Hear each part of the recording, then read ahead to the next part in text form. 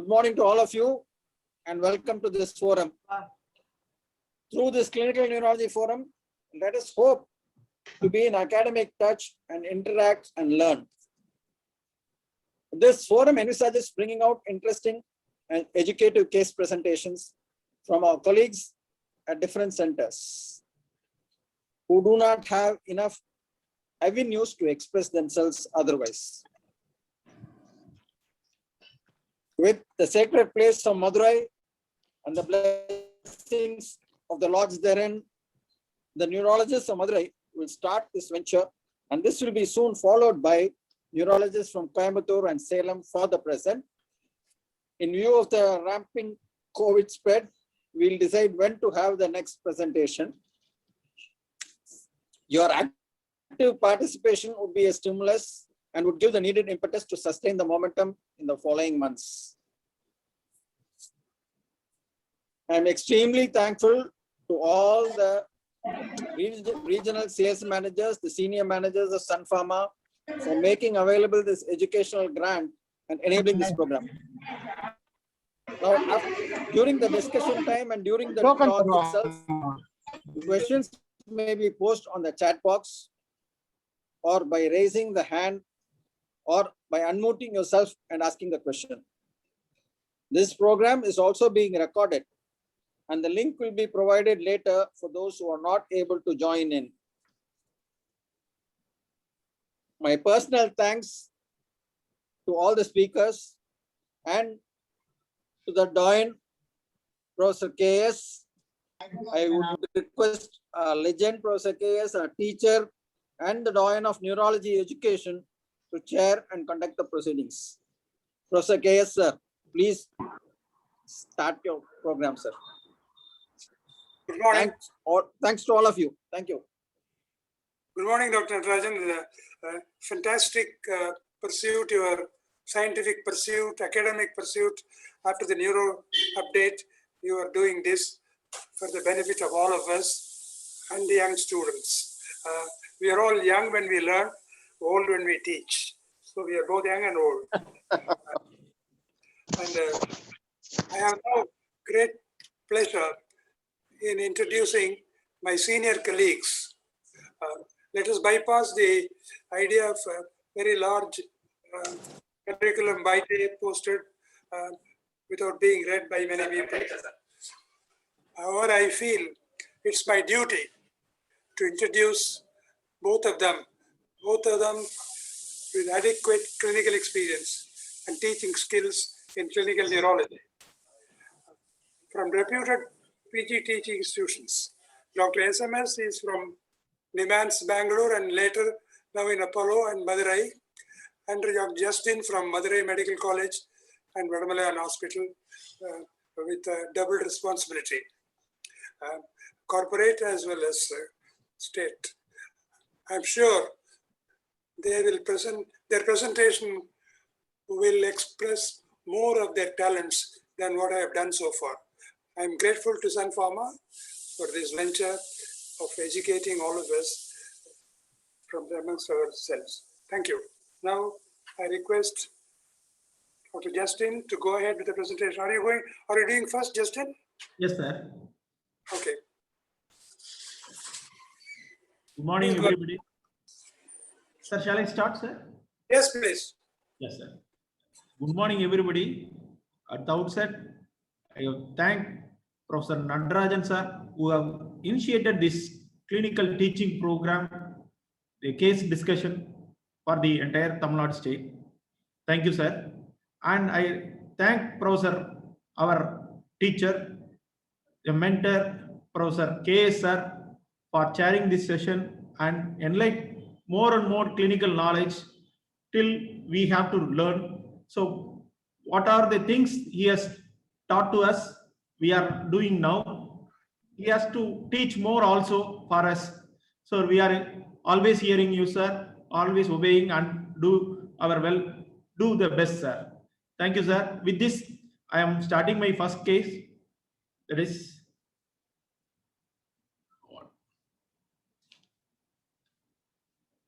hello.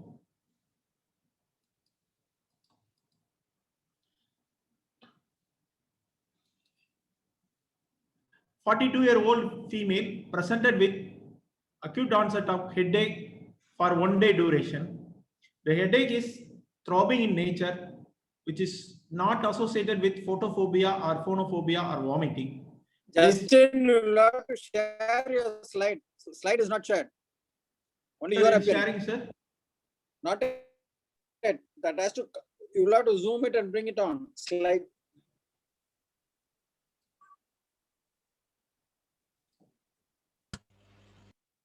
Are you able to see, sir? Not yet.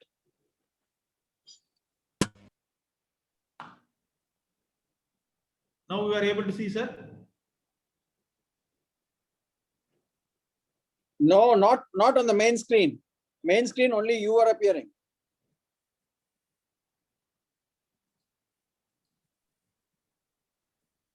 We are able to see, sir. Finally, help பண்ணலாமா slide share ல இருந்து எப்படி உள்ள கொண்டு வரதுன்னு. Now you are able to see, sir. Sorry. We are able to see Justin, not his slides. Now everybody is able to see the slide. I think we have to modify individually. Okay, fine.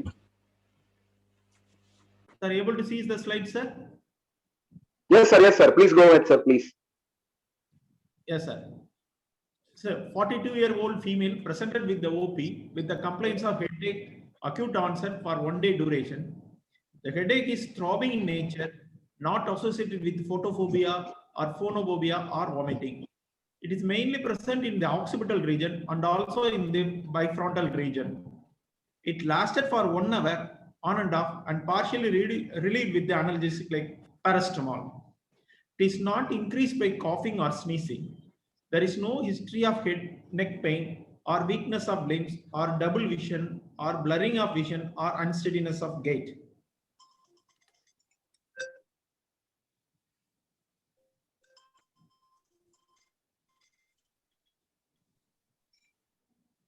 She has been, when probing the history, she has been treated for chest pain and breathlessness. And she was diagnosed as a case of cardiomyopathy with LV dysfunction with LV clot, for which she was on cardiac drugs and acetram.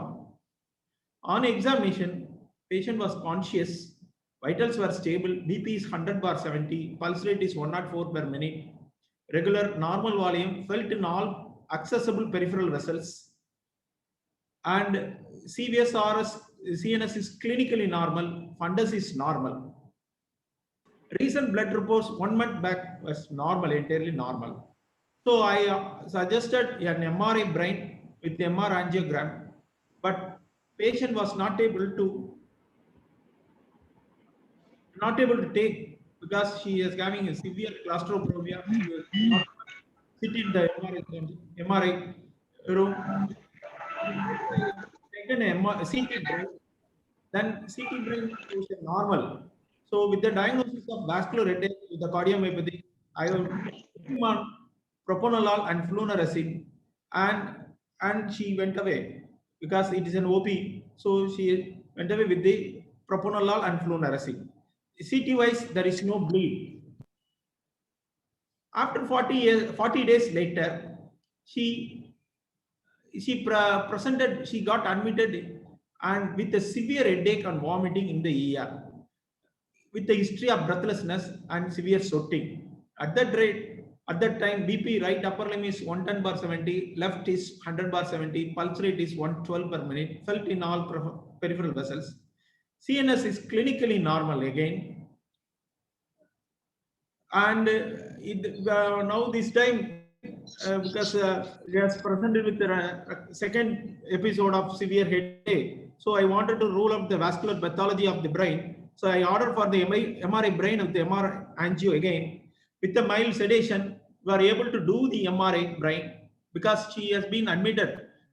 So with the MRI brain, it shows a subacute infarct noted in the left insular region, left temporoparietal lobes and precentral gyrus, and chronic infarct with the gliosis noted in the left caudate body and anterior corona radiata. And there is a bilateral parietal and occipital T2 flare white matter hyperintense signals also noted.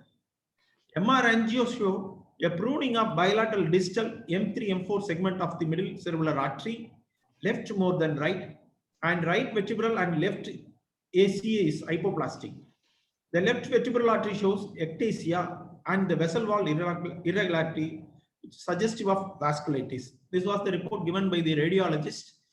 And so with this, this is the MRI picture where it shows a bilateral hyperintensity signals with the left insular, and the vessels were pruning in the left MCA and the right MCA. Left is more than the right, and irregularity also seen in the M2, M3 segments also.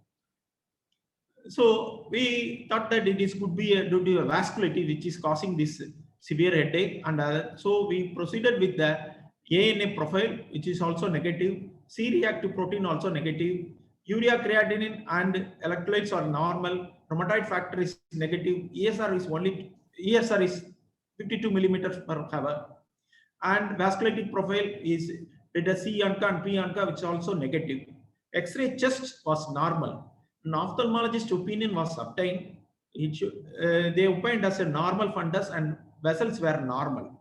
So the cardiologist again did an echo, because previously it was done on outside where they have given a cardiomyopathy with LV clot. This time we did an echo in our institute where they found out that it is a mild LV dysfunction. EF is 42%, and they diagnosed as a stress cardiomyopathy. The X-ray chest is normal. So they wanted to do a coronary angiogram, and they did a coronary angiogram. They shows a left main coronary is normal, LAD is normal with slow flow, LCX is also normal, right coronary is dominant with the slow flow, and all the vessels are ectatic coronary. So we thought that they have treated with the cardiac supporting management, their supporting care, and because of the headache, I would suggestive of vasculitis, we have treated with the methylprednisolone and planned for a CSF analysis, and all the coagulation profile were normal. So we proceeded with the CSF. CSF biochemical analysis was normal. Cells shows 10 all are lymphocytes. Gram stain, no organism. Indian preparation was negative. TB gene export was negative. Again, after 5 days after admission, she developed severe headache again. Then we repeat the MRI. The patient's heart does want again because it is not yet cured. So we did an MRI again. It shows a residual flare hyperintensity noted in the left frontal, left insular, and left parieto-temporal lobes without diffusion restriction. Reduction in the size compared with the previous scan. The bilateral parieto-occipital 2-2 flare white matter hyperintensicals are showing a partial resolution. Again, an MRI showed a short segment narrowing of the P1 segment of the left PCA, focal narrowing in the P1 right PCA, concentric narrowing of the M2 segment of the left MCA, and right vertebral and left ACA is hypoplastic. So multifocal subacute infarct and chronic infarct in the left cerebral and concentric narrowing of the intracranial arteries suggestive of CNS vasculitis. That's what they opined. So this is the second MRI where shows in bilateral parieto-occipital hyperintensity signal and left insular region hyperintensity signals. So the artery shows a narrowing in the M2, M3 segments of the both side, and in the P1 segment, P2 segments of the right side. So with this, the possibility of the vasculitis, are we dealing with the vasculitis, or are we dealing with the press, or are we dealing with the RCVS? So all the three differential diagnosis was thought of. So going through the diagnostic criteria for RCVS, the headache should be a recurrent up to 1 month with the thunderclap onset with or without additional neurological signs or symptoms. Uniphasic disease course with no new symptoms after 1 month of onset. No evidence of aneurysm of SAH. Normal or near normal finding of the CSF analysis. Protein should be less than 80. Leukocytes should be less than 10, and normal glucose level.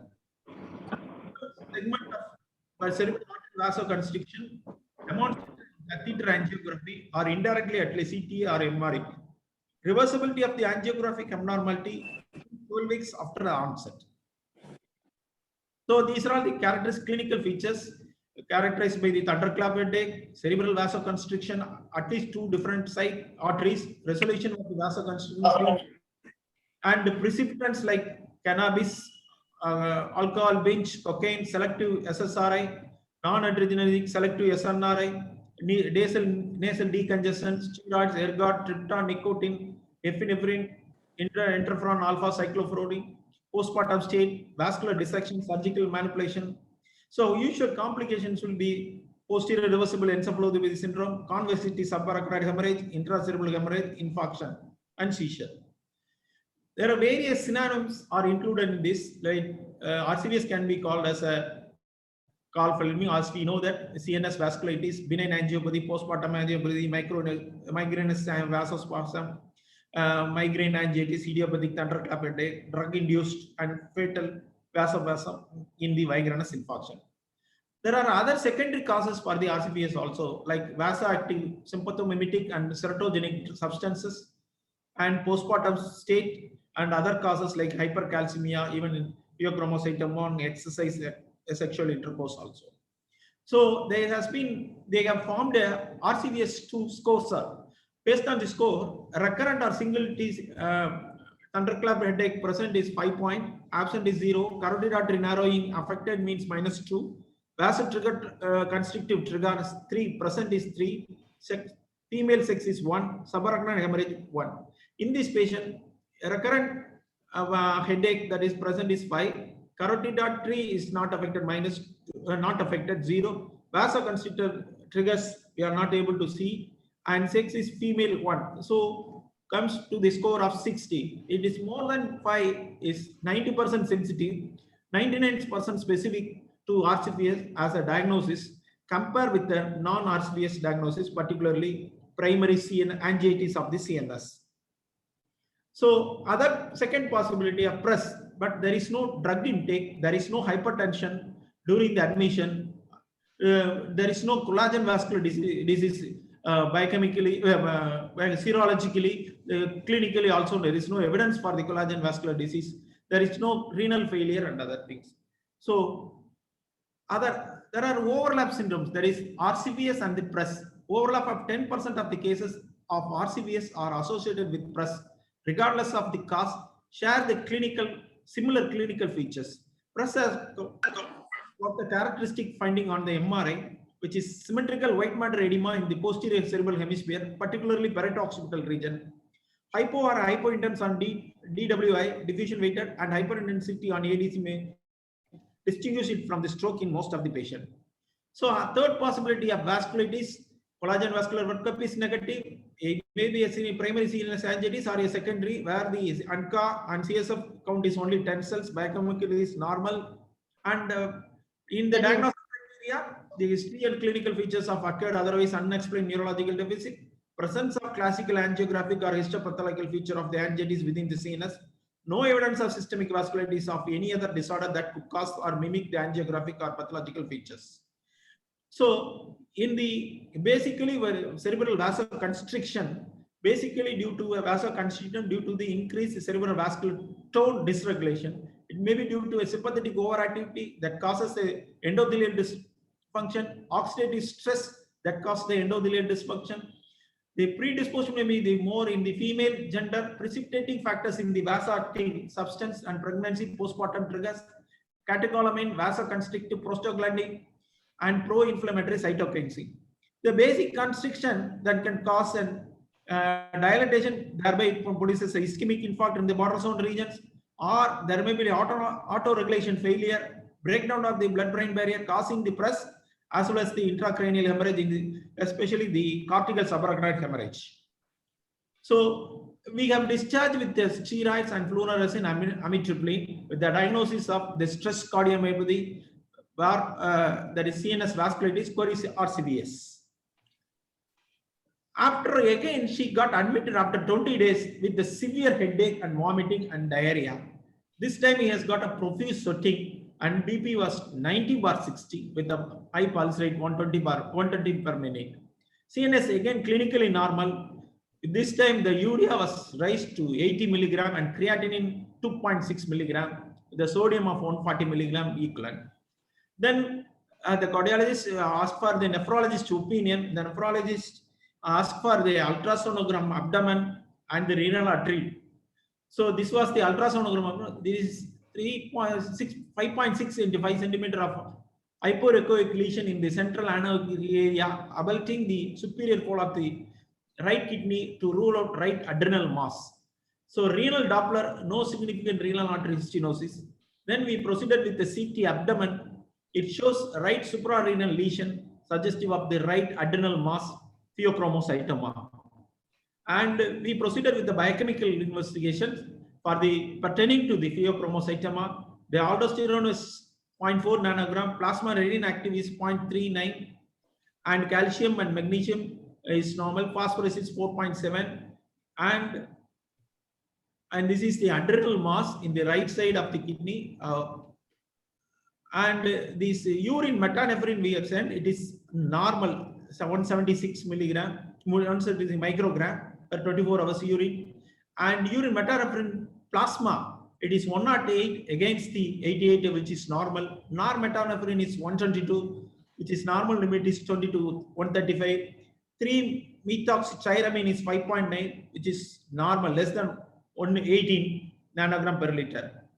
And he has undergone a adrenalectomy, and adrenalectomy biopsy shows the sections of the outer adrenal cortex with the capsulated lesion composed of the nest of cells with the characteristic Zell-Ballen pattern separated by the delicate fibrovascular stroma. Cells are uniform and polygonal, have a finely granular cytoplasm. There is no pleomorphism or necrosis as well as the vascular invasion suggestive of the adrenal, that is pheochromocytoma. This slide, this histopathology slide is from the net. This shows the Zell-Ballen pattern. This is the pattern they have prescribed. They have described. So in the post-op period, again patient had one episode. Again, patient had headache and one episode of generalized tonic-clonic seizure, just treated with the anticonvulsant. And again, an MRI brain with MRI angio was taken. It shows an hyperintense signal and T2-weighted hyperintense, the right occipital lobe, and SWI shows intense peripheral blooming. Small flocci of blooming in the left occipital lobe, linear blooming in the sulcal space of the right parietal lobe, suggestive of subarachnoid hemorrhage. The radiologist obtained as the hematoma in the right occipital lobe, acute to subacute hematoma in the left occipital lobe, and right parietal SIH. MR angio shows no pruning or vessel wall irregularity. So this is the SWI showing an blooming in the both occipital region, and the MR angio shows no pruning of the blood vessels which was present in the M2, M3 segment as well as the P1, P2 segment, and only the hypoplastic and the right vertebral hypoplastic was seen. Rest of the vessels are normal in caliber. So the final diagnosis of stress cardiomyopathy and with the RCVS with PRES, the cause is due to a pheochromocytoma. There are various reports because here during the entire period the recorded BP is normal. Why it is normal? Again, it's a question. Why the patient didn't develop hypertension? So we thought of we are searching the article, that is reversible vasoconstriction syndrome. An interesting case report has been reported in patients with the pheochromocytoma. Once they, after diagnosis, they usually the recurrence of RCBS after about 2 years, the headache after 1 year in association with high blood BP, high blood sugar, hypothyroidism, hyperlipidemia, and urine metanophrine are 5 times higher than the normal limit, suggesting the diagnosis of pheochromocytoma. After confirmation of the imaging study, surgical removal resolved all signs and symptoms. So usually underdiagnosed pheochromocytoma, because if they hypertension, you can be able to diagnose easily. If it is a normotensive or hypotensive, it is very difficult to diagnose that is pheochromocytoma.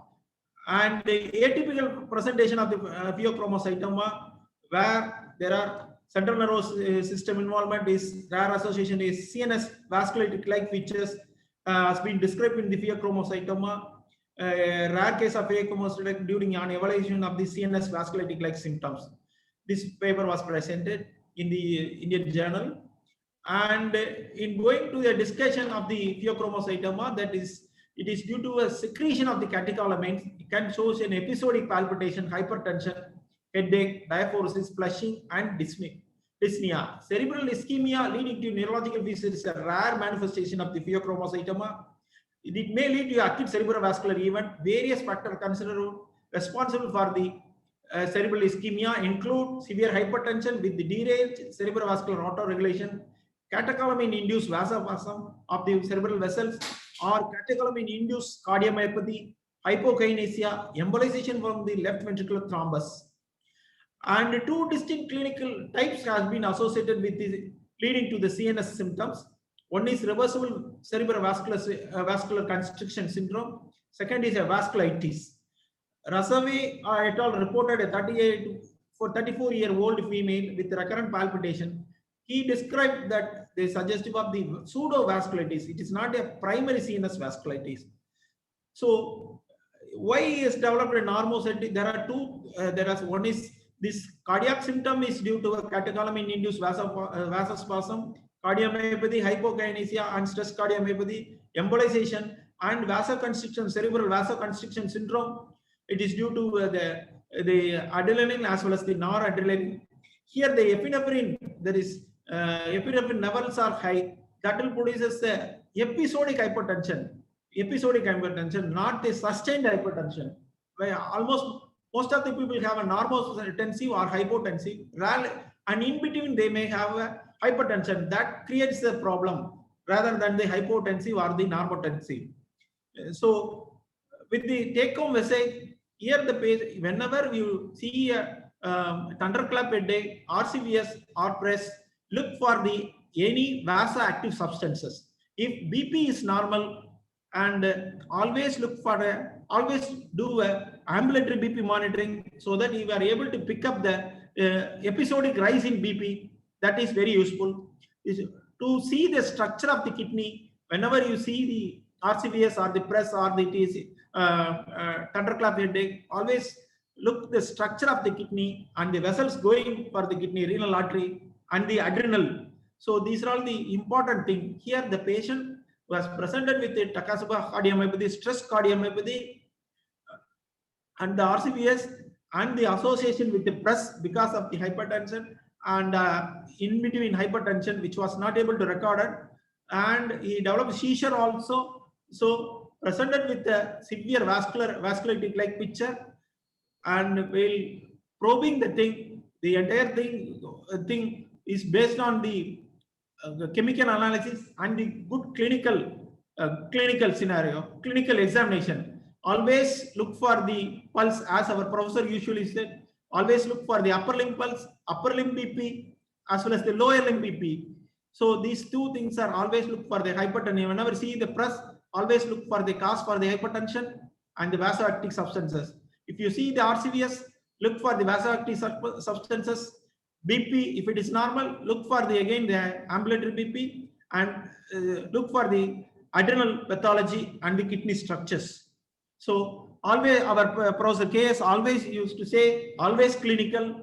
The other investigatory, only the corroborative, that is only a supportive element, always clinical. Thank you very much for the patient here. Thank you. I thank the Sun Pharmaceutical for the support and other things. Thank you.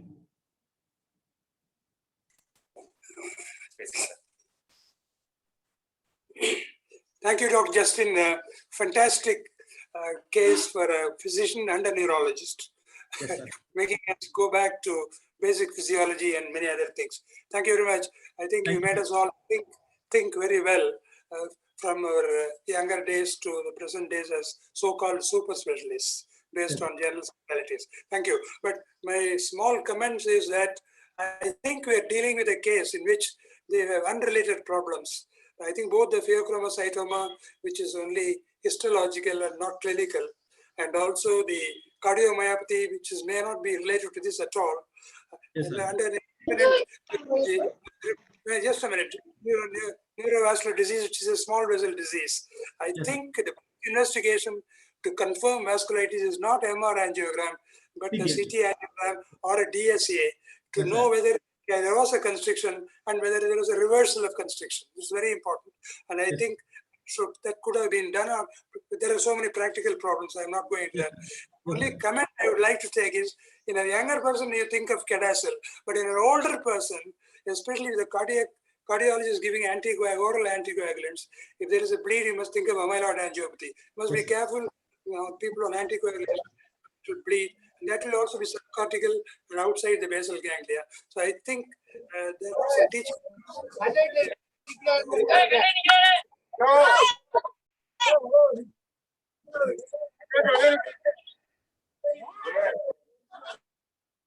Questions? Okay. Any other comments, please? And we'll look into the Please chat post box. in chat box மட்டும் சொல்லிடுங்க sir. Huh? இல்ல chat boxல போட்டு சொன்னா போடலாம் sir. அந்த questions கேட்டது வந்து ஒரு கொஸ்டின் சொல்ல படிங்களா? what was the deficit Natarajan sir கேட்டிருக்காங்க. What was the deficit and what was the treatment given? What was the neurological deficit between the episodes of hospitalization? Dr. Natarajan? No neurological deficit at all, sir. Pardon?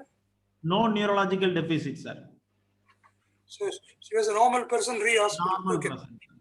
Made normal by Dr. Justin. Yes. Thank you.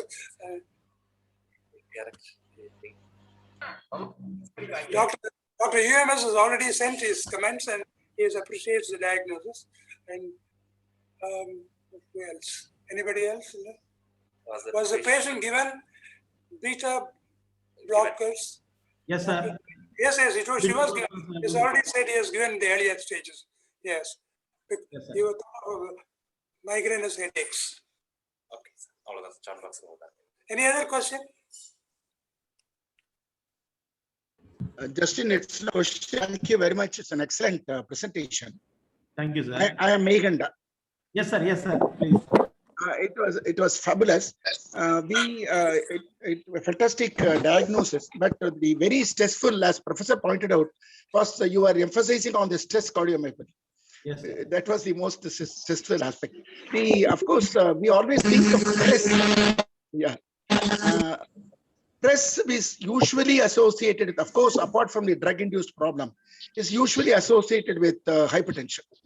So we always, RCVS may not be so much related to hypertension per se. So when you discussed about that, I thought that you are giving importance to RCVS with hypertension. I don't think, because we have seen several cases of RCVS without hypertension mainly. And again, stress again can also occur without hypertension, in especially from anti-mitotic agent therapy or autoimmune therapy like that. Your diagnosis of phacochromocytoma was after. Yeah, it was something which is very, very interesting.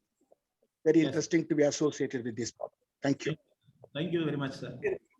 Dr. Justin, I think ultimately the diagnosis of vasculitis depends on meningeal biopsy. Not Yes, even sir. so I'm sure this since it has reversed and she has improved, we will hold our hands. Yes, sir. இல்ல இன்னொரு Wait. was the- Sir, can I say something, sir? Yes, please. Meenakshi Sundaram, sir. Please, Yes, sir. sir. Morning, sir. Morning, Justin. Wonderful case, Justin. Thank you for the learning. Thank you, My sir. point is, if the patient was on beta blocker, Yes, did sir. the patient come in with severe hypertension, paradoxical hypertension? No, sir. That is unusual, no? Generally, they would, beta blockers would have precipitated paradoxical hypertension in pheochromocytoma. Seems a little unusual, but because that's one of the things that actually lead to a diagnosis from a physician's point of view.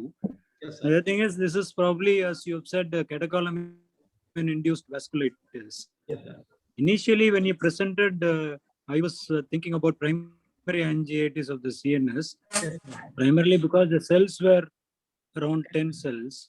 And but you have shown that it has reversed by 12 weeks, and that's enough proof this is RCVS. So thank you very much Thank for you, sir. a Thank you, wonderful sir. case. Justin, this is Dr. Natarajan. Yes, sir. Please, sir. No, there was a question from the floor. asking you what was the initial treatment for the cardiac problem, the cardiomyopathy, as well as the LV clot, which he had.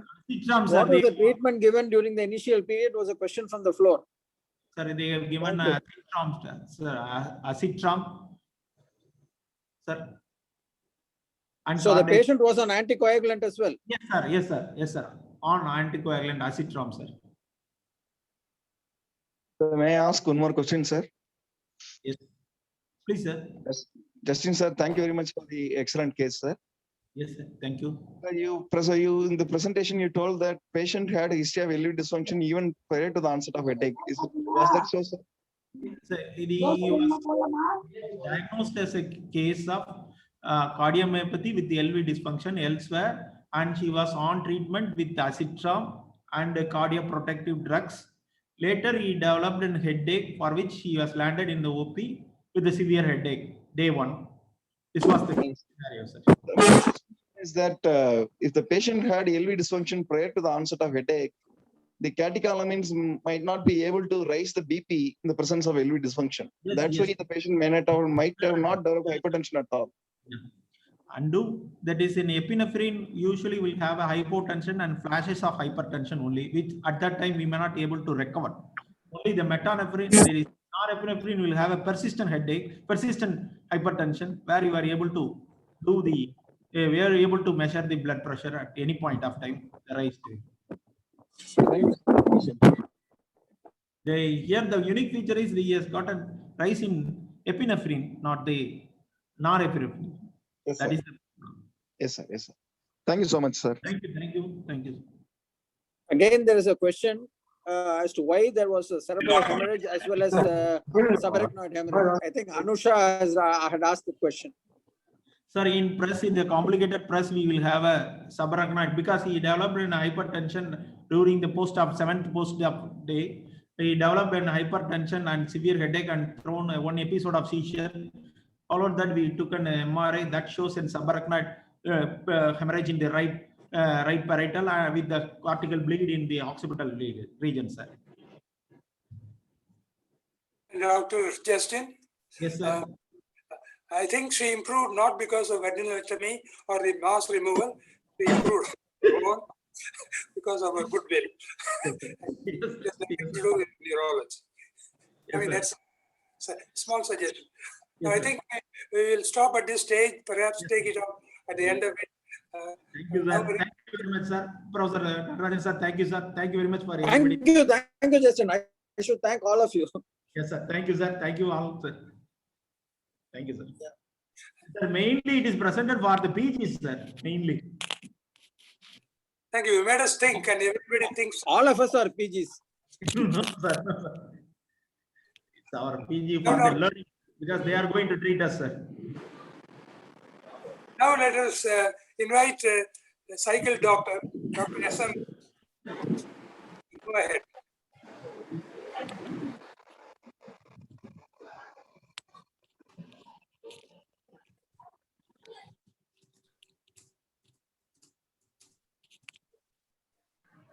Can I start, sir?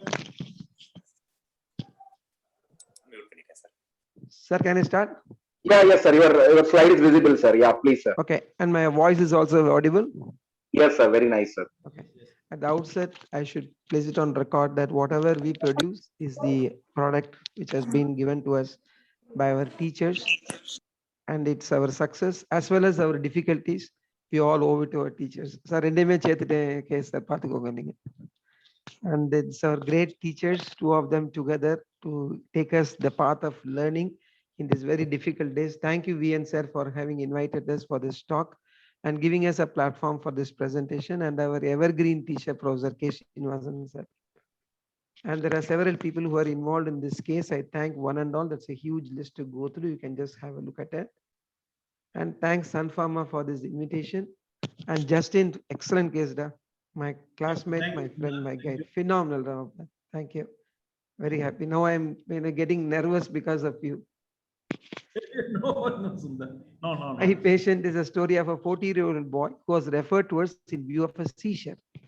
So he had experienced throat pain and rhinorrhea 9 days prior to this presentation, had been treated with amoxicillin and clavulanate. He also had fever, headache, and vomiting associated with the onset of this throat pain. Fever had decreased since a day prior to coming to our hospital. Along with this, he also had systemic features, decline in food intake. Why he came to us is because he threw a seizure. This was described as sudden alteration of sensorium, tonic posturing of neck and hand, deviation of face to the right side. It lasted about a minute or less, and then he became drowsy, and that's the reason why he was transferred to our hospital for further evaluation and management. He had no comorbidities. Family history, other histories were negative. And Dr. VN sir requested me to make some questions along with this presentation. I have kept a few questions, just you can just tickle your brain. If possible, you could write the answers in the sheet of paper, because it's not a live program, we'll not be able to take a quiz and then correct it later. So this is the first question for you to all think of. Fever of unknown origin in children is diagnosed after a minimum period of how many days of fever? For want of time, I'll be straight away giving the answer. If at all possible, you can put it in the chat box, choice A, B, or C.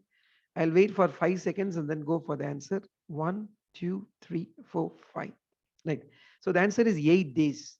So these are the criteria for diagnosing FU in children. The fever should be quite significant, more than 101, should have lasted at least 8 days, and the child should have been investigated with labs in addition to focused history and examination, and then it should be negative for any source. This is the differentiation point between fever with source and fever of unknown source. So we kept several differential diagnoses, which included dengue. This patient came much before the COVID era, and we also thought of other infections I've mentioned there, CMV and EBV viral infections, bacterial infections, of course, and then parasitic infections and non-infectious causes, vasculitis, ADEM, and so on and so forth. His vital parameters were as follows: pulse rate, tachycardia, respirations, tachypnea. System examinations otherwise unremarkable. Neurologically, he was drowsy. He had no focal neurological deficits, no meningeal signs. He was responding to pain, and he had no papilledema. So we started him on levetiracetam, 1.5 grams, and then gave 750 mg IV BD. We also started him on acyclovir and ceftriaxone, the usual cocktail you will give in any child who presents with fever and seizure. Until such time, we have been able to exclude reasonably the etiologies of herpes at least. He was given supportive care medications as well, and this was a MRI at admission. Our radiologist told us that's a clean MRI, nothing abnormal there for you to really look at. And then this was the further images, and this image was important because the radiologist had reported this as completely normal. However, our epileptologist picked it up on day one. He wrote in the case file that he was very suspicious about these changes. These changes were seen by him and reported in the file as medial temporal lesions involving the hippocampus. Now we'll come back to that. So he wrote as questionable medial temporal lesions, and EEG showed delta slowing, as you could see this, and nothing was looking really alarming for us, and the patient was managed in the PICU. So these are the initial tests. The bilirubin, renal functions, electrolytes were normal. The transaminase levels were significantly elevated, 466 upon 635. Ammonia was also increased. Hemogram revealed leukopenia consistent with our theory of viral infection. ESR was 7. The other workup for fever, malaria, dengue, leptospira, Widal, all these things were negative. We quickly did a CSF, and CSF was unremarkable. Mild rise of protein, 62 milligrams. Otherwise, all other tests for the CSF were negative. Obviously, acyclovir should be withdrawn. One question that would be asked is, should we be considering is safe to continue acyclovir? The answer is no. We could do it on the 3rd or 4th day when you got the virological report. We'll only wait for the herpes simplex antibodies or herpes simplex antigen. If it is negative, we immediately withdraw the acyclovir. The reason is because acyclovir is not a safe drug after all. It has got two important toxicities. One is the nephrotoxicity because of precipitation of insoluble acyclovir crystals. And obviously, we are all aware of neurotoxicity in the form of tremors, agitation, hallucinations, delirium, myoclose, and coma. The neurotoxicity is much more common in patients who have got renal dysfunction, but it could happen in any other individual. That's the reason why when the virological studies are negative, it has been our policy to withdraw acyclovir. Now, the child within 24 hours had recurrence of seizure. The child came in the night, afternoon. The child had seizure. At this time, he was in the ICU. He was given lorazepam and then lacosamide. People might question this as to why lacosamide. Is there enough evidence for lacosamide? The answer is yes. Lacosamide has entered into the arena of status epilepticus as early as 2013. It has been recognized as a new treatment option at that time. And then not only in just, status epilepticus, it has been tested in even refractory status epilepticus in the critically ill and found to be effective. So that's the reason why we chose lacosamide then. On day 2 by evening, the seizures again recurred. By this time, the sensorium had significantly worsened. ABG showed serial worsening. There was type 2 respiratory failure. The child was put on mechanical ventilation, and then the child had multiple seizure recurrences. At which point of time, because just prior to that, had sensorium had still held on. That is, he could respond to pain, he could open eyes, could look at the parents, he could just turn around to their call. We gave fosphenytoin 1050 mg stat and then maintenance. So this was the EEG done on day 2. It showed some focality. You could see that F4C4, the right frontocentral region, were showing some discharges that was obvious. It was also seen on the left side, but predominantly it was right-sided discharges. Now, as a small thought about status epilepticus here. Now, earlier, the historical definition was single epileptic seizure of more than 30 minutes duration, or the patient should have experienced multiple seizures without regaining function between the ictal events in the 30-minute observation period. But this was considered as too difficult for us to follow because it would make all of us lazy, and that's the reason why subsequently an operational definition of ILE was thought of. Now it was said that more than 5 minutes of seizures, think of straightaway status epilepticus, or there are at least more than one seizure, at least 2 or more seizures, and the patient did not wake up between them, consider status epilepticus. This was to induce the lot of sense of urgency in all of us, and that was the operational definition of ILE. So here is a question again, second question in this status. Which are the following statements regarding that time point T1 in status epilepticus is fast? Just to introduce the concept of T1 and T2 for our postgraduates who may be there here. So here are the choices. What does the time 1 does not denote in this slide? Represents the time after which failure of mechanisms responsible for seizure termination, represents the time after which there is initiation of mechanism leading to abnormally prolonged seizures, represents a time after which there is occurrence of long-term consequences, importantly neural injury. None of those, that means choice A, B, C are all correct. None of them is wrong. Now this is a very elite audience. I'm sure they will be pouncing on the answer. If you have time, you could just put it in the chat box, choice A, B, C, and we would just come back to that in next 5 seconds.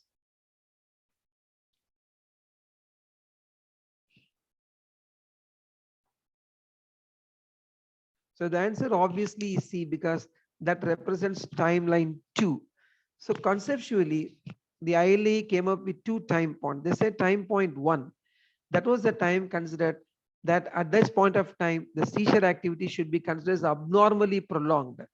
It would not stop spontaneously, and the treatment must be started. We can't wait anymore. And then it also gave a concept of T2. This was the time after which, if the seizure lasts, there could be significant harm to the patient in terms of long-term complications. These 2 time points are very critical because they talk about the tissue at risk. So if you have to act at that point of T1, better to act before that, but at T1, definitely action should have been taken, because if it exceeds T2, the patient is going out of your hand. So which of the following timelines represents T2 in absent status epilepticus? 10 minutes, 30 minutes, 60 minutes, none of the above. 5 seconds for posting your answer in the chat box.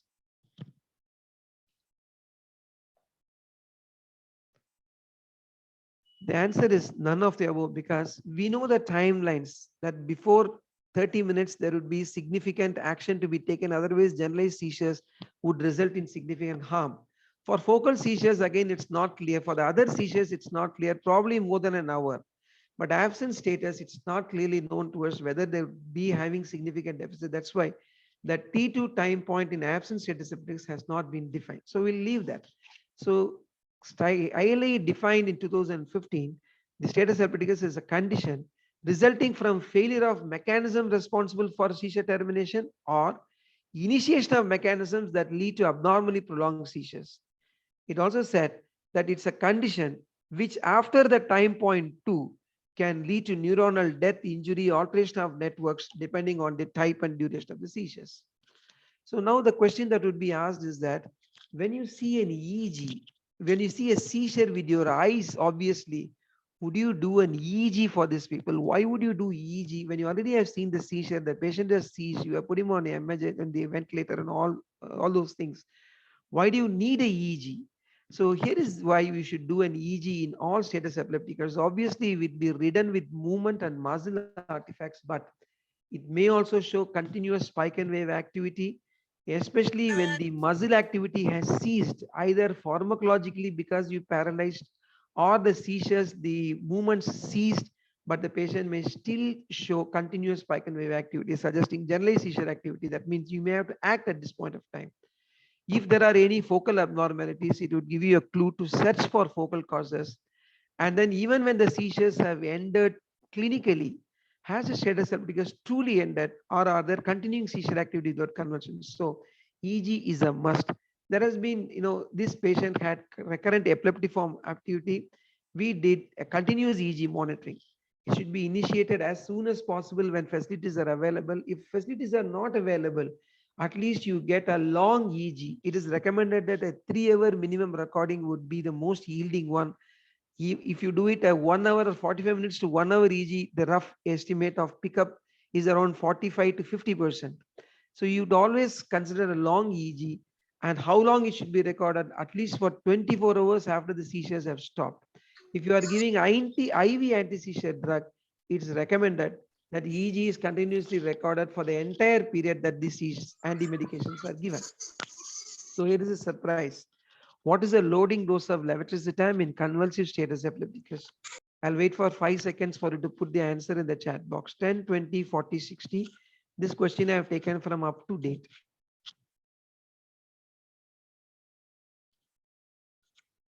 Now you'll all be surprised. We do not use this dose actually. It is 60 mg per kg body weight, maximum 4.5 grams infused over 15 minutes. I'm not sure how many of us give this high dose, but it is recommended that in status epilepticus of convulsive nature, you give this much dose in patients.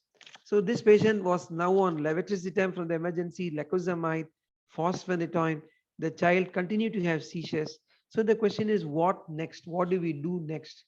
There are certain questions to ask. When you are seeing the seizures, is it just a focal seizure? Because focal seizures are notoriously refractory to treatment and they may not require treatment. On the other hand, if they are generalized in nature, you will have to treat. If there are hemodynamic issues associated with the seizure, you will have to treat.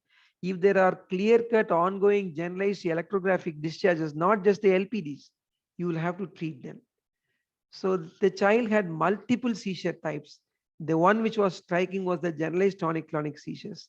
He also had focal seizures, thigh seizures were seen.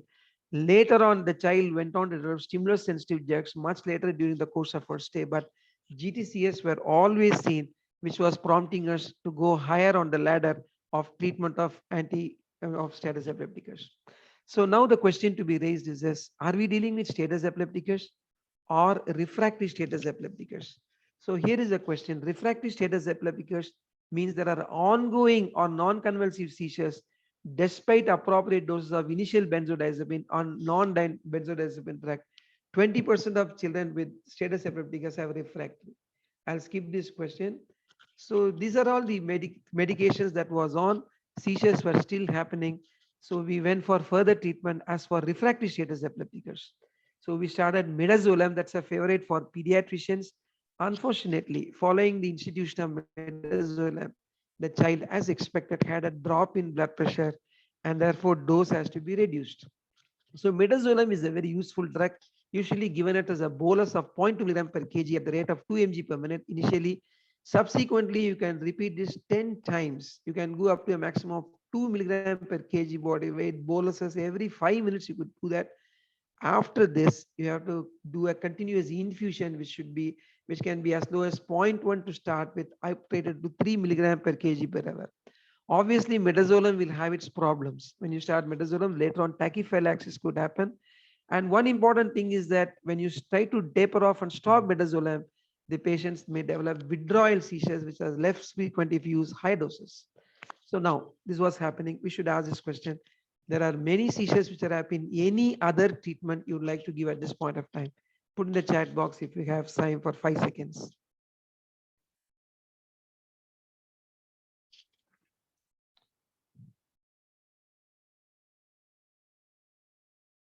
Now the answer is all of them should receive methylprednisolone or immunomodulation. The reason is because we should always consider autoimmune encephalitis in any child who presents with recurrent or refractory seizures. So which of the following autoimmune encephalitis is as least likely to be associated with the presentation of refractory convulsive status epilepticus? I've given you 4 choices. You could choose A, B, C, D, one of them and put in the chat box.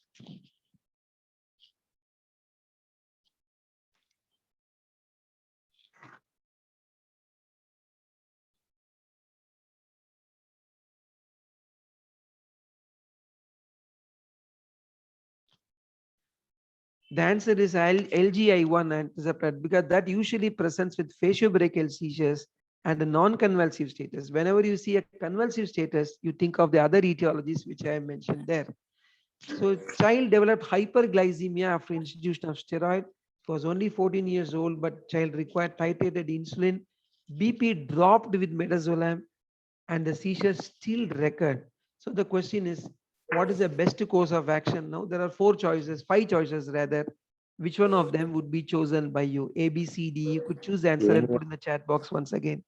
I'll wait for around 5 to 10 seconds. BP drop. Thank you, Vijayan. So the best course of action obviously is ketamine.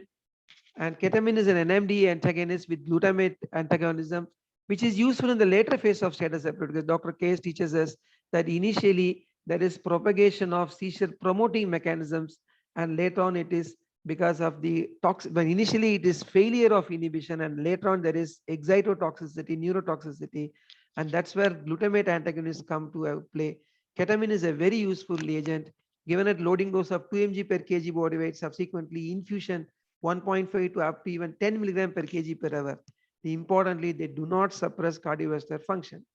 So the child was started on ketamine infusion, and what should be the goal of treatment? That's a 2 basic question for this audience. So this is how we actually treated the child.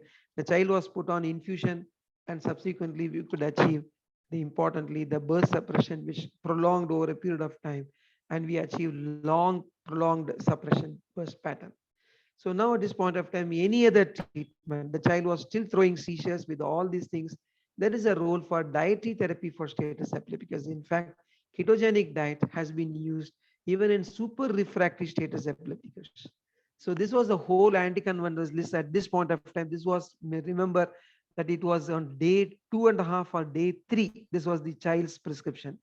Levetiracetam, lacosamide, phosphonate, midazolam, ketamine, ketogenic diet, we are just adding. And on day 3, the seizures again recurred. So we hiked up midazolam, seizures recurred. Now all of us were involved. We are dilly-dallying, we are using clobazam, we use perampanel, whatnot. We are just adding one after the other. On day 3, we also decided, in addition to steroid, we will also give intravenous immunoglobulin. So this was the report of autoimmune workup in this patient. ANA was strongly positive with a homogeneous nuclear pattern. ENA was negative. Lupus anticoagulant weakly positive. Anti-thyroid antibodies were strongly positive. And all other tests of autoimmune panel were negative. The serum and CSF, entire autoimmune antibody profile I mentioned here were negative. Anti-dsDNA, beta-2 glycoprotein, cardiolipin antibodies, AC levels, p-ANCA, VDRL, rheumatoid factor, all of them were negative. So what is this Hashimoto encephalopathy? This is a much debated entity. It's considered a steroid responsive encephalopathy associated with autoimmune thyroiditis, non-vacillating autoimmune meningoencephalitis. Anyway, we are right on board. We were actually giving steroid and we were also giving immunoglobulin, but the child did not do well. By day 5, the child appeared apparently better, no clinical seizures, only 2 EG seizures. When we try to taper midazolam, insulin was stopped, the child had a flurry of seizures. So now we started clonazepam, we put the child on phenobarbital, and Dr. Karthik started topiramate. So topiramate is another addition recently used in status epilepticus, 1600 milligram loading and then oral loading. And now we had a very huge anticonvulsant list on board. I'm not sure how much would be logical here, but the patient was on all these medications. Maybe we are treating our anxiety, and still the child had multiple seizures. So at this point of time, we took off phenobarbital and put the child on thiopentone, and we also gave a pulse of rituximab for the child. Seizures still recurred. So we reviewed literature about the role of cyclophosphamide that has been used in refractory status epilepticus, and we gave a pulse of cyclophosphamide on day 8. Day 9 was quiet, we were happy. But day 10, again, flurry of seizures. I tell you that these were all generalized seizures. It's not just focal seizures I'm talking about. So we thought we'll give another agent, and we came up with the idea of using bortezomib, which is a 26S proteasome inhibitor used to treat plasma cell dyscrasias based on these reports. That it has been used in refractory anti-NMDA receptor encephalitis. Obviously, this child did not have NMDA positivity, but in our meetings in our Madurai, we had talked about the possibility of seronegative autoimmune encephalitis commonly considered, because that's the reason why there is a list, is an all-growing list. This was talked to us by Dr. T. Shivakumar sir in our meeting. So this was bortezomib which was utilized for this patient. By day 13, bus suppression was constantly maintained. Ammonia had decreased, AST, ALT had decreased. We thought things were doing better. But again, the bilirubin started rising up. So we had to involve the gastroenterologist.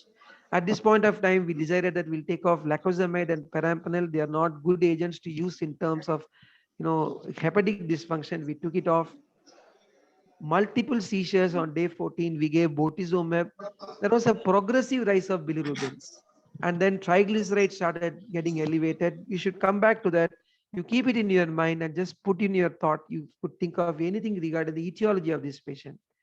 The child had a significant drop in counts, obviously understandable, because we reviewed cyclophosphamide could have done this. Even bortezomib could result in drop in count. So we're thinking what is to be done now for the low counts. The answer is you can give recombinant granulocyte colony stimulating factor, filgrastim, that was administered for the child. During the course of admission, the child required multiple antibiotics. You name the antibiotic and the child had received it during the stay. So after 2 weeks of the first course, we decided to give the second course of IVAG, which was given to the child. Anti-seizure strategies were constantly altered. At this point of time, Dr. Chitra Ayappan, our pediatrician madam, also wanted to give pyridoxine. We gave that. Magnesium sulfate was administered. All those things were on for the child, and still the child had recurrent seizures. So it went on and on like this for several days. By day 30, we were seeing some light because the child had started opening eyes to tapping.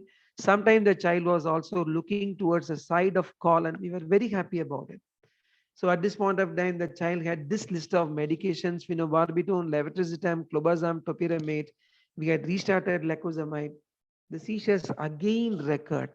So we were now thinking, do we have to give any other treatment for refractory status or fires? And we reviewed literature about the role of anakinra. With so much of difficulty, we got anakinra and we administered for this child as for super refractory status epilepticus and fires. We gave anakinra. So anakinra is a recombinant interleukin receptor antagonist. There are many indications used by the other specialty people, this molecule, but it's very unpopular. It's not very popular with us neurologists. We don't get to use them. So we started anakinra for the child. Unfortunately, inexplicably, immediately afterwards, the child had extraordinary recurrences of seizures. So the family informed us, kindly do not continue this. And we returned the anakinra. So midazolam, again, seizures recurred, thiopentone again. In other words, we were just running here and there without much purpose, I must say. We are giving only symptomatic treatment. So this is a whole list of anticonvulsants we have used. You could see this from ketogenic diet, thiopentone, ketamine, where we started, where we stopped, or where we continued. You can see topiramate, magnesium, phenobarbital, carbamazepine, phosphonate, perampanel, clonazepam, clobazam, you name it. and the child was on these medications for very, very long periods of time. And there were multiple immunomodulatory therapies, cyclophosphamide, etoposide, dexamethasone, bortezomib, anakinra, rituximab, IVIG twice, methylprednisolone, and so on and so forth. Bilirubins progressively increased. Ultrasound showed ascites. At this point of time, we also decided at the end of 2 weeks of therapy, we will also repeat the MRI of the brain. So now the MRI started showing some changes. These were some changes over the caudate, but very importantly, now the hippocampal lesions were quite obvious. So this was quite obvious. Probably it was not picked up earlier or very subtle. Whenever epileptologists could pick it up, and these were the abnormalities that were picked up on the MRI subsequently. And seizures were so recurrent and blinding that we forgot that we must ask a basic question. That is why this presentation was this elevation of anti-thyroid antibodies enough to explain it? Is it really the entity which was responsible for this presentation? Or, are we missing something? The ANA positivity, was it giving us a clue with the presence of negative dsDNA report? All those questions were going through our mind constantly. So all of us forgot, almost all of us except one. It was our epileptologist who kept persisting that we must look for that particular etiology. In fact, this investigation was asked by him on day 1, day 2. So he looked at the serum ferritin levels, which were increased at admission. 2719 rose to 13,000. Serum triglycerides 211 increased to 685. So any test further, just wait for 1 second, 5 seconds to put in the answer in the chat box.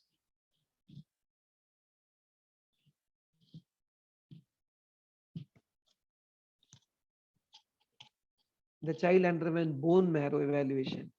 And these, I'm told by the pathologist, are very classical of macrophage activation syndrome. This is hemophagocytic lymphocytic histiocytosis. That's a macrophage activation syndrome. And this is a rare life-threatening disease, hyperinflammatory disease characterized by cytokine storm, which could be primary or it could be secondary to various autoimmune diseases.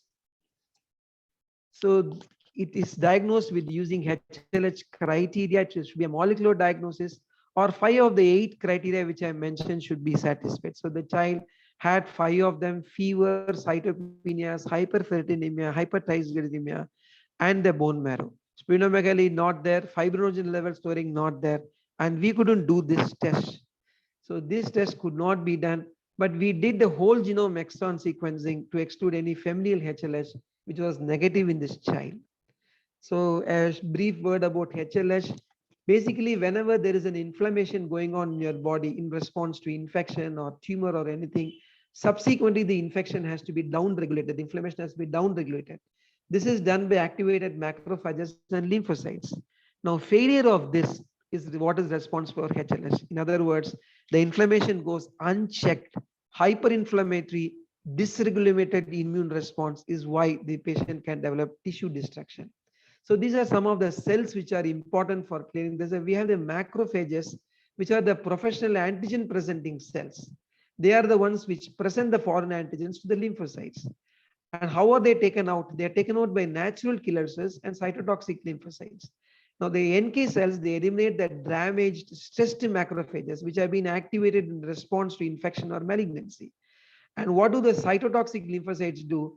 They lyse the autologous cells, that is macrophages. The NK cells are independent of MHC. The CT lymphocytes are dependent on class 1 histocompatibility proteins. So how do these cells bring about the elimination of the activated macrophages? It is through perforin dependent toxicity. Now, these are the genetic defects which could lead to HLH. Perforin dependent cytotoxicity is a genetic mediated response. NK cells and CT lymphocytes, they create pores in the macrophage membrane. They deliver cytotoxic granules, and these result in destruction of the macrophages, that is apoptosis. If there is any genetic defect, then this process fails. And therefore, we get cytokine storm. Everyone is aware of the cytokine storm today in COVID.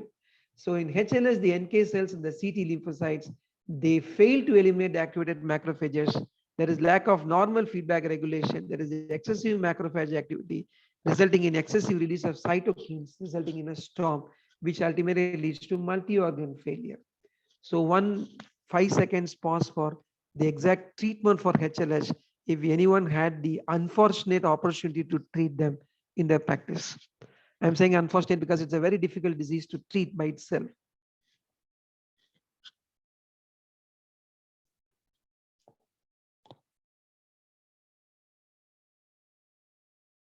No, the answer is etoposide dexamethasone combination is what is important in the treatment of HLH. This is based on the HLH protocol. I'll ask this question. Any thoughts on the DVT prophylaxis? The answer is we gave only intermittent pneumatic compression device. We could not give pharmacotherapy because the child had low blood counts, including platelets. There was hepatic dysfunction. And I will tell you what misfortune we landed up with. The child developed pulmonary embolism despite IPCD and hemodynamic worsening. So at that time, we had to again have a discussion how to go about with this. And we decided we'll give altiplase for the child. Fortunately, it completely reverted. The child came back to the baseline status at that point of time. At this point of time, the child was still able to look around everywhere, trying to turn to call. The child had received multiple courses of antibiotics, pneumocystis carinii prophylaxis, multiple seizures. On day 40, the child sustained a cardiorespiratory arrest. The child was dead. So there are many terminologies which we should keep in mind. Status epilepticus, refractory status epilepticus. These two I have defined already. Status epilepticus we all know with T1 and T2. Refractory status epilepticus, that means you should have one benzo and one non-benzo, not improving refractory. And what is this super refractory status epilepticus? The patient, for all refractory status epilepticus, you use one of the 4 medications minimum. You use midazolam, you use thiopentone, you use propofol or ketamine. And even after this, these anesthetic agents, if the patient continues to have seizures lasting more than 24 hours, or when you taper off those anesthetic agents, the child develops seizures, the child is supposed to have developed a super refractory status epilepticus. That's exactly what was there in this child. So what is this NORS? A refractory status epilepticus occurring in a child with no past history of epilepsy, new onset, without active or acute toxic metabolic or structural cause. This may or may not be preceded by fever. If fever precedes this by 2 weeks to 24 hours, you call it as a fire syndrome. So these are the terminologies: status epilepticus, refractory status epilepticus, super refractory status epilepticus, NORS, and fires. There are 5 terminologies we need to see this. So management of fires could be very difficult. General supportive measures, management of seizures, immunotherapy, identifiable etiology, many other challenges we faced: prolonged ventilator assistance, several antibiotics, diarrhea with antibiotics, ketogenic diet, very challenging really to give. Especially the child will be losing weight right in front of you and the parents will be questioning you at the time. Prevention of decubitus ulcers, skin excoriations, especially when you have to clean the fecal soiled areas, preventing DVT, passive physiotherapy measures, extensive counseling, ICU stay. You should understand the financial implications behind this. Extensive evaluation, and organizing such evaluation is a daunting task, I must say. To get a bone marrow done in a child who is in the ICU, who is hypotensive, is really difficult. Costly equipments, expensive medications. We don't have medical insurance for many of our people. And then whole lot of anticonvulsant medications. We really do not know whether we are doing the logical things or not. You are blinded completely. We never used valproate, obviously, in this child. And then cytopenias, which will require additional treatment, aggressive immunomodulatory therapy. We could not use tocilizumab, which has been tried in refractory status, because deranged liver functions is a contraindication for this use. And then the treatment of etiology. The etiology of fires is identified in less than 50%. Autoimmune and paraneoplastic causes are implicated. The child did have some antibodies, but we are not sure about the association. Conventional immunotherapy, ferritin evaluation is when we identified HLH, and we went with etoposide and dexamethasone. The key messages: in a child who presents with fever and seizure, most of them that do well will be happy, but always anticipate for resistant seizures. And you require a huge team management in this case, and evaluate for etiology in all cases of fires. So we published this in the Epilepsy Open Journal recently, and I should thank all the other people who are involved in this whole list of people and others who are involved in the care. We really had a very, very, very tough time, and it's our misfortune that we were not successful in this. I thank VN sir for the opportunity and Professor KS sir for the patient listening. And as usual, he'll come out and bash us now. Thank you very much. I'll stop sharing now.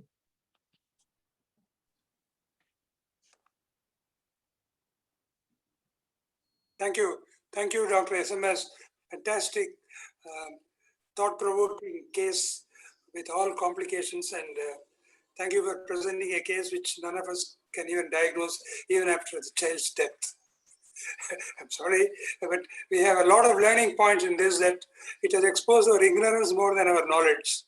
And that's why this case is very important, because it's a learning case, may not be therapeutic success in any one of us. I just want to share with you that you are highly handicapped without your usual Cadbury's chocolate to bribe us. I'm sorry for this, but still thought-provoking. And the diagnosis was briefly mentioned by Dr. Natarajan as fires, and you have also included NARS and so on. And I think we learned a little bit more about this also. Because my only request to you is that in the ICU, please also carefully record the apneic spells and asystolic spells. Although the ECG you showed did not show anything, the other ECG should be also looked, and also the pupillary reactions and so on. To improve our clinical knowledge of status epilepticus, we must consider both the pupillary reaction, eye movements, cardiac status, and respiratory status, along with the EEG recording, to improve our knowledge of understanding epilepsy much better. Now, there were some questions on fires you answered, scrub typhus and lupus in the chat box. Would you like to say anything about that? We did think of lupus also, sir, at that point of time, because when the ANA came as positive, especially homogeneous nuclear pattern, made us really think of lupus.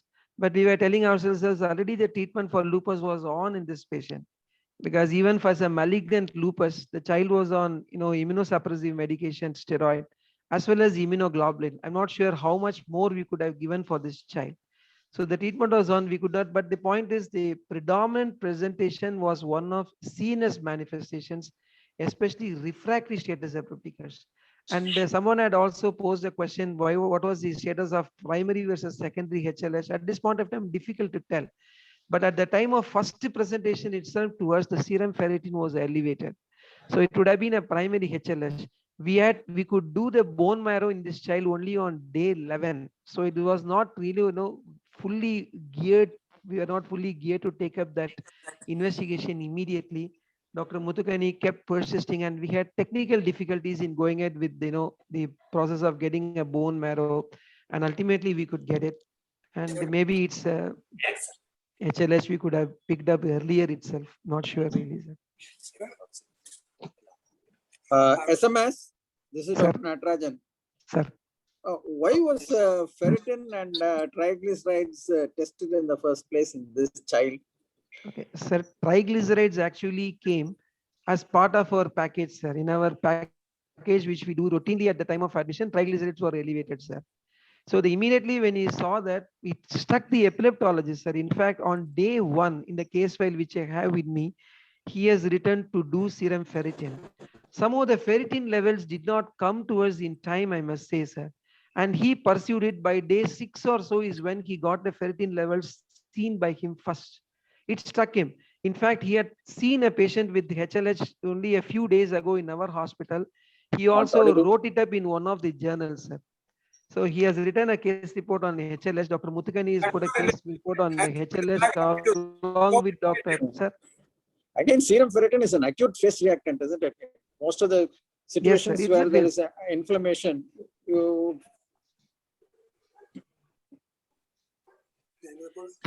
That was my thought too, sir. I discussed with them really, because getting a bone marrow biopsy organization was very difficult, because the family should accept that we should do it with, you have done so many lumbar punctures, putting in the emergency, putting in the ICU with so many medications, and the child is not even opening the eyes, throwing seizures despite everything. So the concern should come from the family. They were going through several, physicians. They were very, very connected people. There were so many references which came to us. So many doctors spoke with us. So organizing bone marrow was not difficult. And personally, I should put it on record, sir. I was not at that point of time convinced about the diagnosis of HLH initially. But fortunately, I was the one who was aggressive in getting the bone marrow done. But I spoke with our team and said that probably this is not HLH. And then when the report came, it was surprise, and we got the slide reviewed, and then it was HLH. So I should really, thank Dr. Muthukani for that very important pathway, sir. And Suresh and Karthik, all of them, we fought. We really, struggled in this child, sir. Unfortunately, we had a negative result, I must say. You can say this is COVID negative undiagnosed case. now that we have HLH, sir, probably we have diagnosed. And at that time, COVID was not there, sir. It was a good more than a year ago in our hospital. So COVID had still not, reached us at this time. Thank you, Meenakshi Sundaram. I am Meghandan. Sir, yes, sir. Thank you. It was excellent presentation since it is a pediatric. Dr. Megan, only truth. Thank you, sir. We have had several cases like that in our pediatric ward. At that time, probably the diagnosis we were not able to make. But I thought that you definitely gone for bone marrow. That's what I wanted to discuss. Yeah, the bone marrow can be done very easily in children, more than a biopsy, because on the 7th day, 8th day, probably when there was hematological changes, you could have definitely planned at least. That's what I thought. We could have definitely done in a hospital. Probably it is very easy, but in a corporate, it's set up as you said. Finally, I wanted to say that it is usually said that you publish or perish, but here we have perished and then we have published.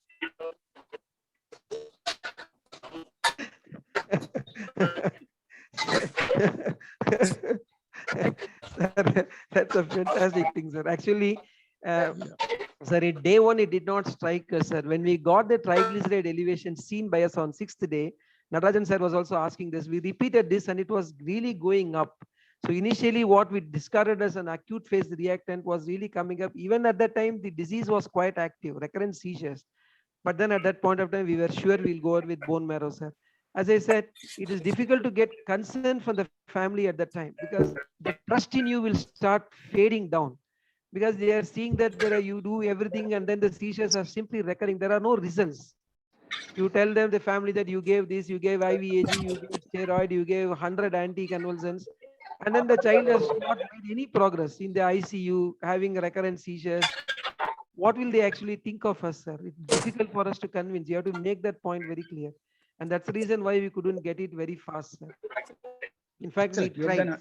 It took us 3 or 4 days more to do it. And fortunately, how we did it was, we had to go ahead with a tracheostomy for the child. At that point of time, I really forced them that when the tracheostomy is done, one procedure is done, both can be combined together in one shot. And that's the time when they accepted it. And we had to do a bone marrow examination. Somebody has asked for the role of ACTH, sir. I do not know. Because we have given, methylprednisolone, we didn't think of ACTH. I will leave it to the house to answer that question, sir. Dr. Vijayan once had presented a similar case of fire to that, sir, really. Maybe Vijayan can tell us why ACTH is more beneficial or not. I do not know, sir, actually. I do not know the role of ACTH, sir, but I have something to ask you. Hello? I have something to... The point is, HLH fine because it was a bone marrow diagnosis. Only thing I want to ask you is, child was on ketogenic diet, so triglycerides getting elevated after ketogenic diet is not, it's common, isn't it? And then ferritin being elevated as an acute phase reactant, again, it is common. Probably this was secondary HLH, not a primary HLH, maybe. Sure. The point was, at the time of admission, these two were elevated. As you correctly said, no, that was one of the clues which we had. Obviously, things were going up. Definitely, they were going up. Which one was contributing, whether the ketogenic diet itself or the other things, we were not sure. But maybe we put it together and got a bone marrow. That's the reason why we were, able to tell the diagnosis ultimately. Agreed. One thing I know about ACTH is that somewhere this thyrotropin releasing factor that is involved in status, in a refractory status, like West syndrome. So the ACTH may help. Some people use ACTH in refractory status also. That's what I have read somewhere. Sir, obviously this child we had very, very, very difficult course, sir. Every day we used to have around 30 to 40 minutes of heated debate.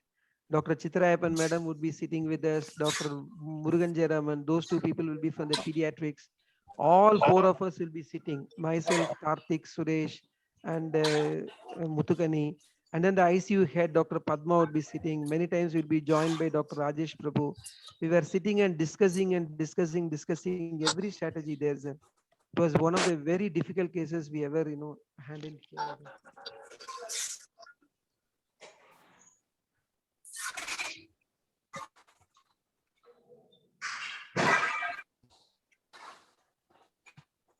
Any other questions?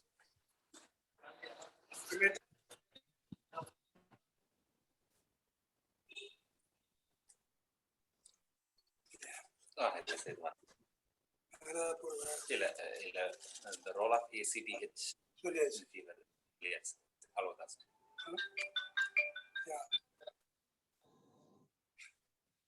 So, Dr. SNS, what is the lesson you have learned from this?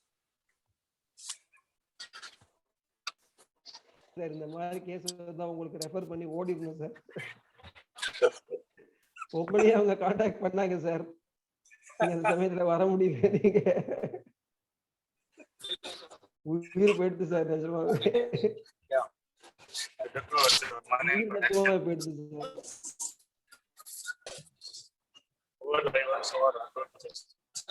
And when the child died, it was too much of a shock for us. In fact, the family became our family. The truth is that their family members are still in touch with us. They send cases to us. Even after that, the father has sent many cases to us. But when the child died there, it was something all of us had to take the trauma, sir, really. Even today, when I think of that child, such a very handsome boy and really committed family, they listen to us all the time. They listen to us. We have to take the difficulty in getting these medications, sir, including anakinra. I mean, they went all around to get those molecules. They were very, very, very, very, very supportive and accommodative, and we didn't deliver. It has really pained us, really. And I think of that really sends goosebumps to me. So the lesson we have learned is that we are yet to study a lot. We are yet to learn, and we are humbled. We have to be humble in spite of our so much progress in very humbling experience, sir. And after that, the child came and thanked, the parents came and thanked us, sir. I mean, you can imagine the money they should have spent. You can call it highly educative, humiliating epileptic encephalopathy.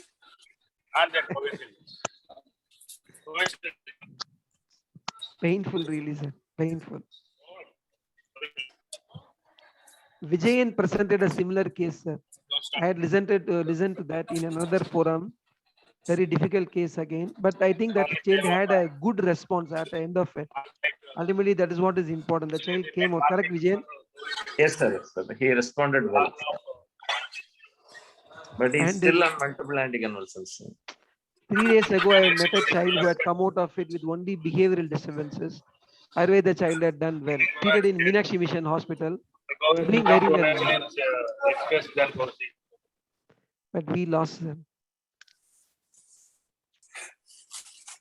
I think we must all be a little careful about these terms like seronegative rheumatoid arthritis, panel negative autoimmune encephalitis, so many other things. We are protecting with an ignorant shield.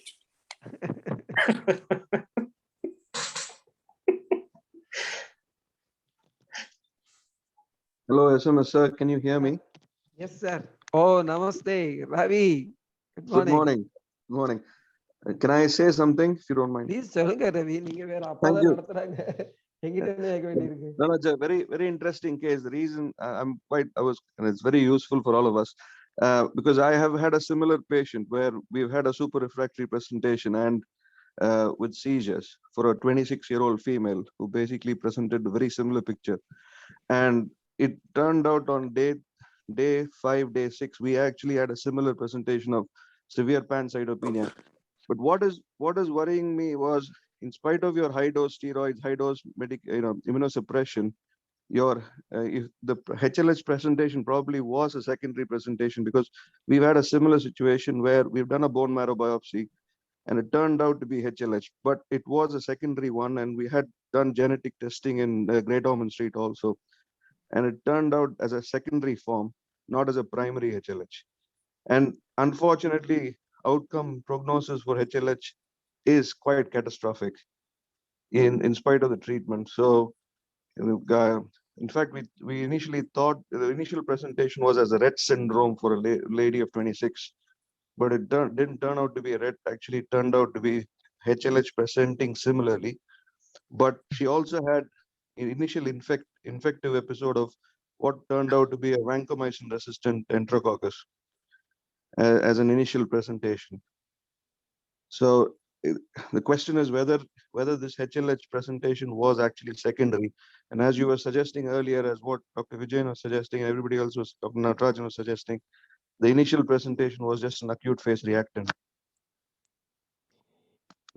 Our HLH whole genome sequencing, we did it actually, it was negative. I showed it in my presentation. Should be secondary, but what triggered it, we do not know. Some infection could have triggered it, and that's the reason the ferritin was high. But subsequently, it was pumping and going up and up and up.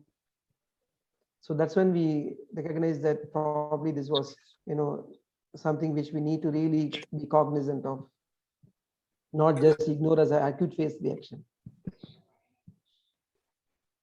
I don't know, the insight came because of Dr. Muthukkani. He is not in this forum. This presentation, I saw that, but he's the one who was, pushing from the beginning. And honestly, I was not very comfortable with the diagnosis at the onset. I resisted it. What was the relation with regards to that temporal lobe involvement you were discussing about? There are two things. Number one is that the significant hyperintensities which you saw on the second MRI, our radiologist tells us it could have been because of seizure itself, because it was right on the hippocampus. But what is interesting is to see that these were seen at the first MRI, though the radiologist was not comfortable. The epileptologist wrote the same area at the first admission, at the time of first presentation. The case file, he has a particular documented thing there. He wrote down that, this is what is there in this patient. On day 1, he wrote down, and he saw the MRI. I went to the radiologist and discussed with them, is it really, change? But our radiologist said, sir, we cannot say, we are not very convinced about it. So that means that there was an encephalitic involvement from the beginning. Because if it was a different site, then we can say that probably, it should have been that. But the same site which he showed is where the changes evolved later. Just one thought, sir. Could you have pressed the pause button after rituximab? I mean, before cyclophosphamide, and waited? Okay. I have no idea really. Anything against cyclophosphamide because of the cytopenia which worsened subsequently? Yes. Could we have pressed the pause button before? We could have done. We could have done. I do not know. Retrospective. That day, we were, all geared up and we. Yeah, absolutely. Retrospective. I agree with you. Retrospective. Just an afterthought. I'm just asking. And somebody asked for repeat LP. No, we didn't do repeat LP. After that, see, on the day of admission, before we know everything of the emergency, you can quickly organize the LP, everything and finish it off. Every test could be done within 24 hours, everything was over. Subsequently, we look at that, there is a significant hepatic dysfunction, there were platelet counts low. I'm not sure I would have allowed for LP if I had seen the initial report. I say I'm fortunate that we did it before we saw any report. That's what I must say. Because the child had some report done from outside, so it was not showing any grace change. Probably it was a lab error. We immediately did it. So we did not do second LP at all for this. No. And I'm not sure whether we would have got any yield on the second LP. Not sure whether it would have really helped us in any case. That's my thought here. Others could be answered that. Unmute la sir. Okay, SMS, I think initially it almost led us to the diagnosis of Ray's syndrome. Then we know it was wrong later on.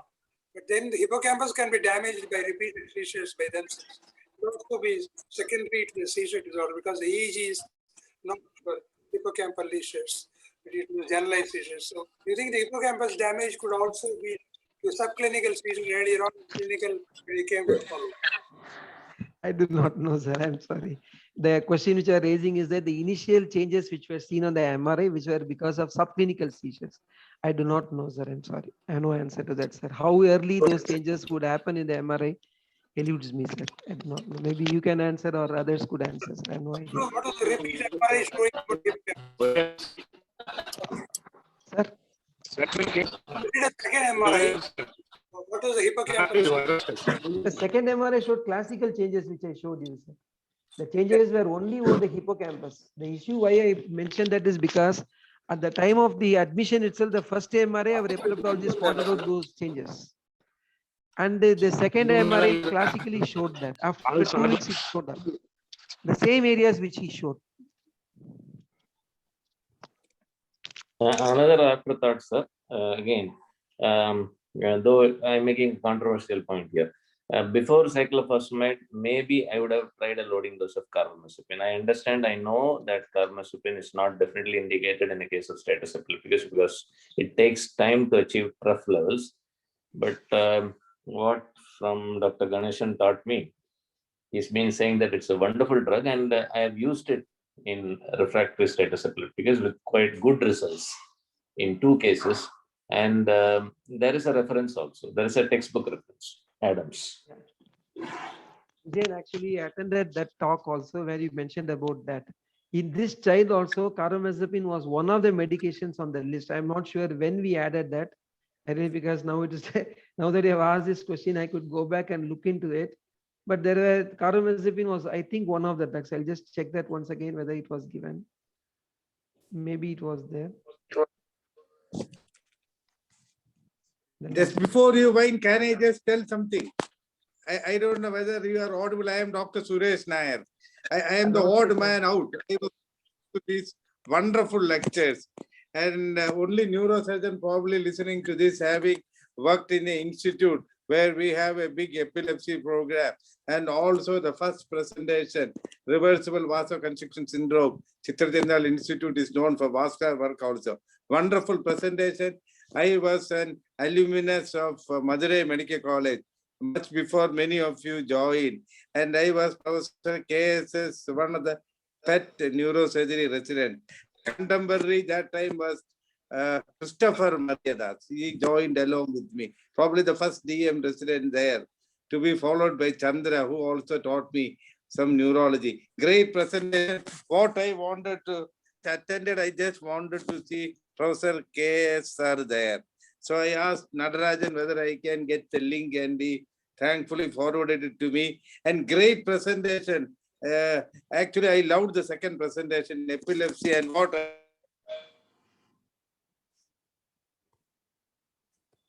do is I am going to send an institute for predictors of outcome in super refractory status epilepticus.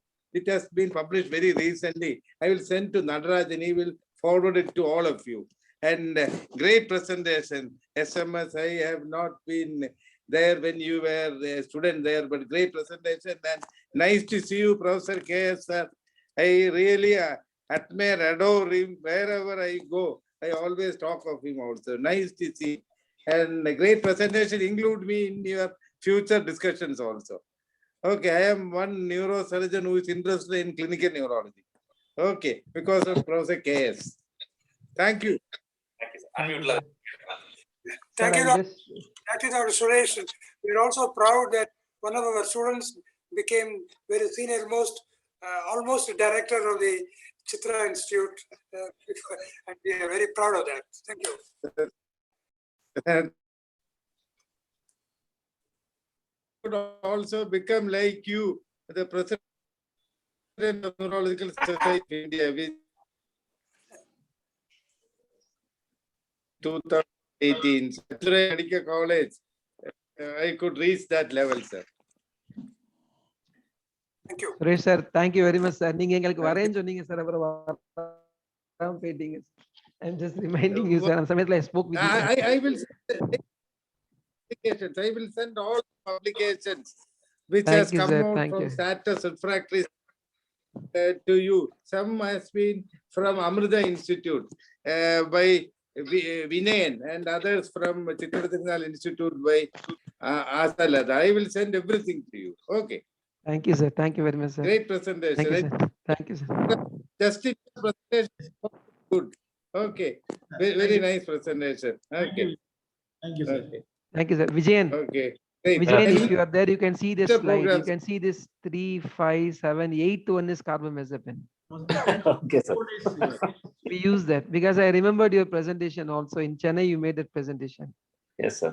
So almost everything was used by us. Okay, sir. Right. Nice case, sir. Beautiful case. You insulted carbamazepine by marrying too many girls.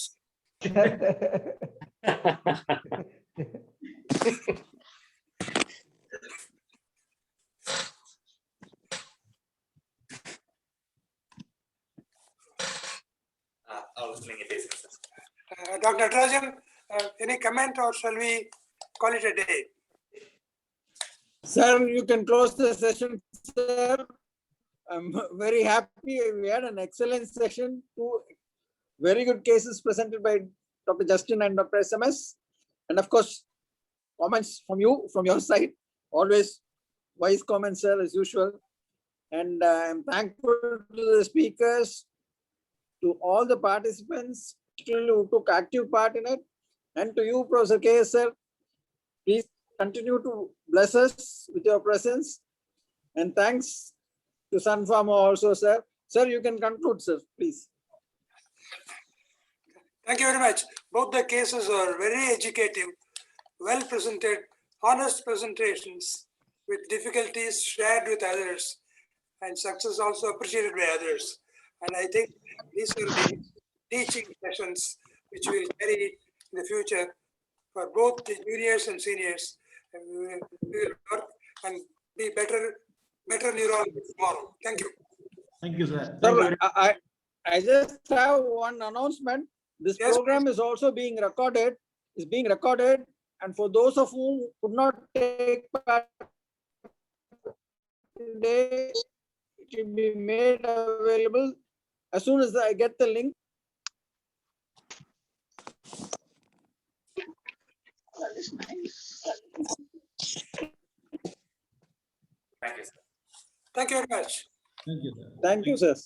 Thank you, sir. Thank you sir. Thank you very much. Thank sir. you. Thank you. Thank Thank you, you. SMS. Thank you, Thank you Justin. very much sir. Thank you, sir. Thank you, sir. Thank you Suresh sir. Thank you sir.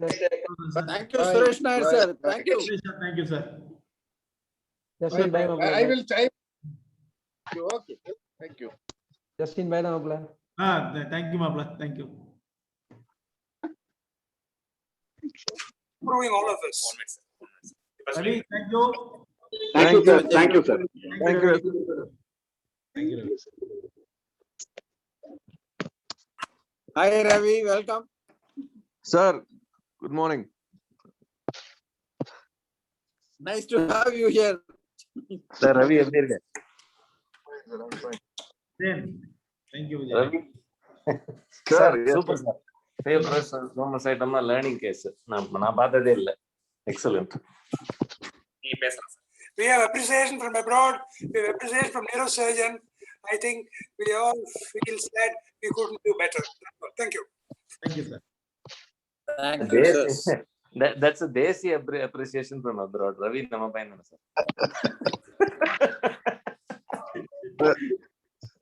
I've been dealing with predominantly COVID, so sorry. I've been away from neurology for the last 6 months now. Okay, bye everyone. Bye. Thank you, Vijay. Thank you. Sir, can I log out? Hello? Yes, sir. Yeah. Yeah, Mr. Prakash, please, please close the session. Yeah. Okay, sir. Thank you, sir. Thank you all of you. Thank you. Thank you, sir. Thank you so much, sir. Thank you all. ஆமா sir. Thank you, sir. Yes, sir.